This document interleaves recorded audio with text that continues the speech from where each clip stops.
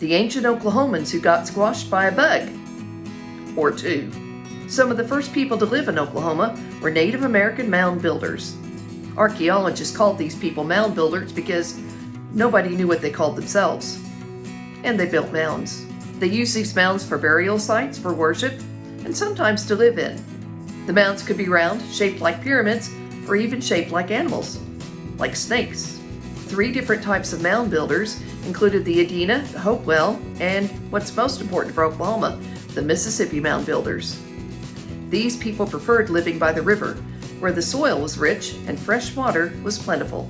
Oklahoma's mound builders lived near what is now Spiro, Oklahoma, by the Arkansas River between AD 500 and 1500 AD. Mound builder mamas didn't raise no dummies. These people were highly intelligent and highly advanced.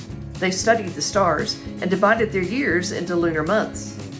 They invented a caffeinated drink out of the yaupon holly, an ancient version of coffee. They caught fish using clever methods. They created a liquid that was poisonous to fish but harmless to humans. They drop it in the water and the fish would float up to the surface. Then they could easily gather them. The mound builders were so smart that others later denied that they could ever do it. They said they were Hebrews that came from another part of the world. Or maybe aliens.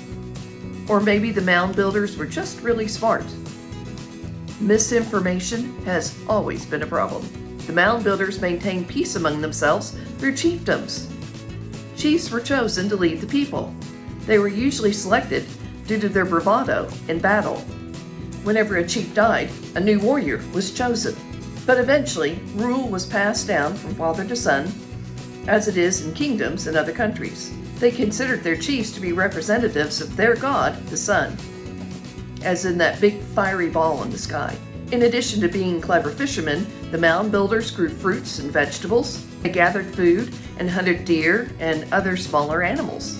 But 2 things radically changed their lives forever. The first was corn. Over time, the mound builders developed corn that they could eat. They discovered they could dry the corn and then crush it later into flour to make into cakes. The dried corn could last for years. We're talking preparedness. Corn became such a hit among the mound builders that they went from being gardeners to farmers. The chiefs would collect a percentage of the corn from the people every year to keep on hand for an emergency. This was the ancient version of taxation. With plenty of food available, they had more time to devote to artwork.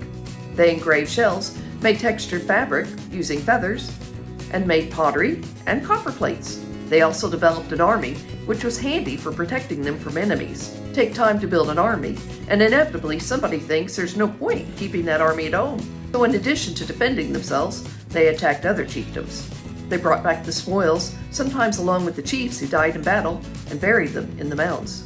Yet despite their military bravado, there was one thing they could not protect their people from. Which brings us to the second thing that radically changed their lives forever. It was the 1500s, and Europeans came to the New World with crazy dreams of finding piles and piles of gold. All the mound builders had were piles and piles of corn. They thought that was pretty hip. But conquistadors like Hernando de Soto weren't quite as impressed. He accused the mound builders of holding out on him and even killed a few of them. But he and others like him left empty-handed and disappointed. What they left behind was much, much worse than an empty wallet. We're talking bugs, specifically the smallpox and influenza bugs. Disease wiped out most of the mound builders. The descendants of the Spiro mound builders later became the Caddo tribes, but the land was allotted to the Choctaw during the land run. The Choctaw tribe in turn allotted the land to their freedmen, or former slaves. Thank you for watching this episode of Okie Lord. If you enjoyed this content, click the like button, subscribe if you haven't already, and hit the notification bell so that you'll be updated every time a new video is released, and I'll see you in the next one.